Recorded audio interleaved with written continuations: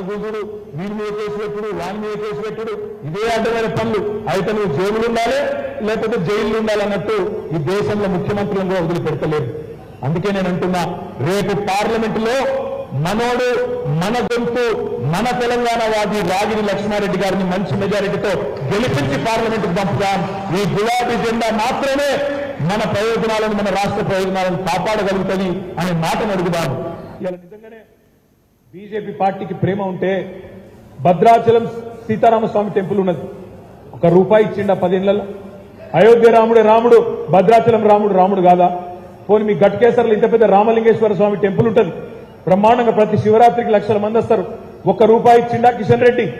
₹1 ఇచ్చిందా బీజేపీ ప్రభుత్వం? మరి మీ గట్కేసర్ రామలింగేశ్వర స్వామికి రూపాయి ఇయ్యని ఈ బీజేపీ పార్టీకి ఓటేద్దామా? మనం కూడా కట్టినాం గుడి పక్కనే యాదాద్రి, ఎంత అద్భుతంగా కట్టినాం. కానీ మనం రాజకీయం చేసినామా? లక్ష్మీ నరసింహస్వామి దేవాలయాన్ని అడ్డం పెట్టుకొని లక్ష్మీ నరసింహస్వామి ఫోటోలు ఇంటింటికి పంపి చిల్లర రాజకీయం చేసినామా? చెయ్యలే.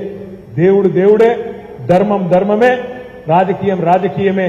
ఎవరు మన కోసం పనిచేస్తున్నారో, ఎవరు దేవుడిని అడ్డం పెట్టుకొని బతుకుతున్నారో ప్రజలకు చెప్పాలి, వివరించి చెప్పి ఈ దేశంలో నిరుద్యోగము, పెరుగుతున్న ధరలు, పెరుగుతున్న మతోన్మాదము అన్నిటికీ కారణమైన బీజేపీని పాత్ర వేయడానికి కలిసి పనిచేయాలని చెప్పి మీ అందరినీ మనస్ఫూర్తిగా కోరుకుంటూ, మరి ఇప్పటికే ఆకలి అవుతుండొచ్చు మీ అందరికీ, అందుకంటే ఎక్కువ పరీక్ష పెట్టకుండా మరి లక్ష్మారెడ్డి గారి కారు గుర్తుకు, ఎందుకంటే 30 లక్షల ఓటర్లు ఉండే నియోజకవర్గం మల్కాజ్గిరి, ఇంటింటికి రాలేడు లక్ష్మారెడ్డి, కానీ మీరే లక్ష్మారెడ్డి అన్నట్టుగా కలిసిమెలిసి అందరం పనిచేద్దామని చెప్పి విజ్ఞప్తి చేస్తూ జై తెలంగాణ, జై తెలంగాణ.